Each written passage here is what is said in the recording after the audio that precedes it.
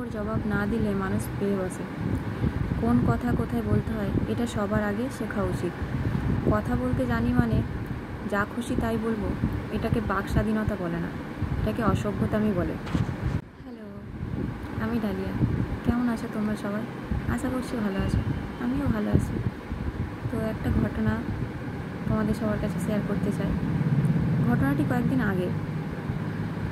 তো ট্রেন ধরবো বলে প্ল্যাটফর্মে বসে আছি। আমার পাশেই একটা বসেছিল, বছর 30-এর এরকম একটি ছেলে হবে। তো দেখলাম সে কানে হেডফোন লাগিয়ে একটা ফানি ভিডিও দেখছে। কিছুক্ষণ পরে এক মধ্যবয়স্ক ভদ্রলোক ছেলেটির সামনে এসে দাঁড়ালেন। ছেলেটির মনোযোগ তখন মোবাইলে। সেটা খুব স্বাভাবিক, কারণ কে কখন সামনে এসে দাঁড়াচ্ছে সেটা দেখার দায়িত্ব তার নয়। দিয়ে অনেকক্ষণ অপেক্ষা করার পর ভদ্রলোকটি বললেন, কী রে, আজকাল তো না দেখি, দেখেও না দেখার ভান করছিস, এরকম একটা ব্যঙ্গ করে কথা বলল। তখন ছেলেটি কান থেকে হেডফোন খুলে, আরে তুমি, আমি তো বুঝতেই পারিনি। তা বুঝবি কি করে? চাকরি পেয়েছিস, ভালো বেতন পাস, এখন এই কাকুদেরকে আর মনে রাখতে পারবি? ছেলেটি একটু লজ্জা পেয়ে বলল, আরে কাকু, আমি বুঝতেই পারিনি, আমি খেয়াল করিনি আসলে। দিয়ে আমার দিকে সরে আসতে ছেলেটি ভদ্রলোককে উদ্দেশ্য করে বললেন, দাঁড়িয়ে আছো কেন, বসো। ছেলেটির কথাতে বিনয়ের ভাব। ভদ্রলোক পাশে বসতেই বললেন, তা এখন বড়লোক হয়ে যাচ্ছিস, ব্যাংকে চাকরি করিস, তুই আর এখন আমাদের সাথে কথা বলতে চাইবি? ভদ্রলোকটি কথাটি বলছেন বটে, কিন্তু কথাগুলির মধ্যে ব্যঙ্গ লুকিয়ে আছে। ছেলেটি হয়তো ভদ্রতার খাতিরে কথাগুলো সব মেনে নিচ্ছিলেন, কিছু বলছিল না। ভদ্রলোক বললেন, হ্যাঁ রে, চাকরিটা যে পেলি, তা লোকটোক ধরতে হয়েছে নাকি? এমন কথায় ছেলেটির যে খারাপ লেগেছে এটি তার রিপ্লাই দেখেই বুঝতে পারলাম। তা কেন কাকু, আমি কি চাকরিটা পাওয়ার জন্য যোগ্য ছিলাম না? ভদ্রলোক বললেন, এই তো না, কথাটা মাইন্ডে নিয়ে নিলি। তো চাকরি করতে গেলে একটু কথা শুনতেই হবে, একটু ধৈর্য আনতে হবে, এত কম ধৈর্য হলে হবে না। তো খারাপ কথা শুনতে হবে, এত কম ধৈর্য হলে হবে না। জানি তুই পড়াশোনায় একটু ভালো, তো এরকম অনেক ভালো ছেলে আছে যারা চাকরি পায়নি রে। এমনভাবে কথাগুলো বলছিল যেন ছেলেটি একেবারেই অযোগ্য, তার কোনো যোগ্যই নেই চাকরিটা পাওয়ার পিছনে। এই কথাগুলো ছেলেটির যে ভালো লাগেনি, তার মুখের দিকে তাকালেই এক ঝলক বোঝা যায় যে তার কতটা খারাপ লাগছে। ভদ্রলোক বেশ বেশ মিষ্টি মিষ্টি বচনে ছেলেটিকে অপমান করেই যাচ্ছিল। আমারও মনে হচ্ছিল যেন দুটো কথা শুনিয়ে দিই ভদ্রলোককে। বয়সে বড় বলে যা খুশি তাই বলে যাবে, নাকি আমরা ছোট বলে আমাদের সম্মান নেই? ছেলেটি চুপ করেই আছে। ভদ্রলোক এরপর শুরু করলো অন্য প্রসঙ্গ। তা তোর এজ কত? 30-এর বেশি নাকি 30-এর কম? 30-এর বেশি। কেন কাকু? তা বয়স তো ভালোই হলো, এতদিনে বিয়ে করলে বোধহয় তোর ছেলে মেয়ে স্কুলে পড়তো, তো বিয়ে করিসনি কেন এতদিনে? কতক্ষণ আর অপমান সহ্য করা যায়? চাণক্যের একটা কথা আছে,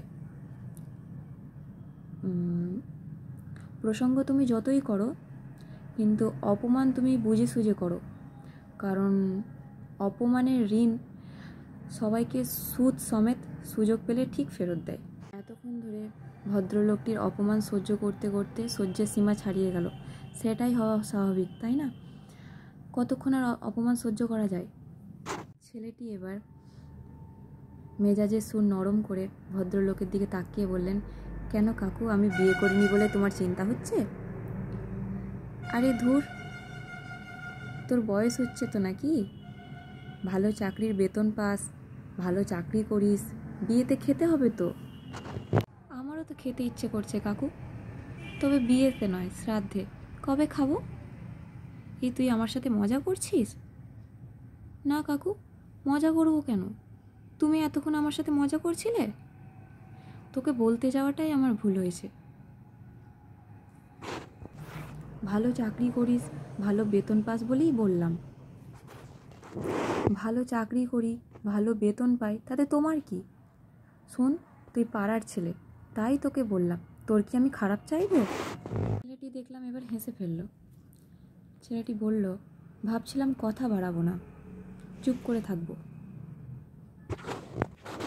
কিছু মনে করো না কাকু, এতই যখন আমার ভালো চাও তা এতদিন কোথায় ছিলে? যখন আমার টাকা ছিল না, ভালো স্যারের কাছে পড়তে পারিনি, টাকার অভাবে ভালো টিউশনে কোচিং নিতে পারিনি, টাকার অভাবে পুজোতে জামা প্যান্ট কিনতে পারলাম না, লকডাউনে যখন বাবার চাকরি চলে গেল তখন একটাবার উঁকি মেরে শুধু দেখেছিলে, ভালো করে খোঁজ খবরটুকুও নাওনি। তখন কোথায় ছিলে? এখন খোঁজ নিতে এসছো? ভালোই তো বয়স হলো, নিজের জন্য এবার একটু চিন্তা করো, শরীর স্বাস্থ্যের দিকে খেয়াল রাখো। আর আমার বিয়ে হচ্ছে কি না হচ্ছে সেই চিন্তাটুকু না করলেও হবে। আমার বিয়ে হলে বাড়ির সামনে একটা মাইক দেব, তোমার বাড়ির সামনে এক্সট্রা একটা মাইক দেব, বুঝবে বিয়েটা হচ্ছে। আমার বিয়ে নিয়ে মা বাবার কোনো চিন্তা নেই, মাথা ব্যথা নেই, আর তোমার নাকি চিন্তার শেষ নেই। পরের দিন থেকে আর এসব কথা বলতে এসো না, নিজের সম্মান নিজে রাখতে শেখো, না হলে পরের দিন থেকে যে কাকু বলে ডাকি ওই ডাকটাও আর ডাকবো না। এই কথাটি বলি ছেলেটি উঠে চলে গেল। ভদ্রলোক কি বলবেন আর ভেবে পাচ্ছিলেন না। ছেলেটি উঠে চলে যাওয়াতেই ভদ্রলোকটি বলে উঠলেন, চাকরি পাওয়াতে এত অহংকার, মানুষকে সম্মান করতে শেখ আগে। পুরো কথোপকথনের সাক্ষী আমি। ভদ্রলোক হতে গেলে যে ব্যবহারটাও ভদ্র করতে হয় এটা অনেকেই ভুলে যায়। তবে হ্যাঁ, ছেলেটি ঠিকই করেছে, যোগ্য জবাব একেই বলে, জোঁকের মুখে নুন না দিলে জোঁক তো রক্ত খাবি। তবে এদের মতন মানুষকে যোগ্য জবাব দিতেই হয়। আজকাল অনেকের মুখেই শুনি এখনকার ছেলেমেয়েরা নাকি সম্মান করতে শেখেনি।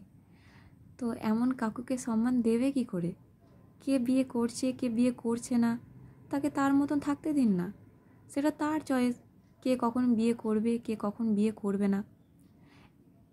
যে কথা বললে মানুষ অপ্রস্তুতিতে পড়ে, যে কথা বললে মানুষ লজ্জায় কুঁকড়ে যায়, যে কথা বললে মানুষ অপমানিত হয়, সে কথাগুলো বলা বন্ধ করুন। সম্মান দিন, অবশ্যই সম্মান ফেরত পাবেন। টাটা।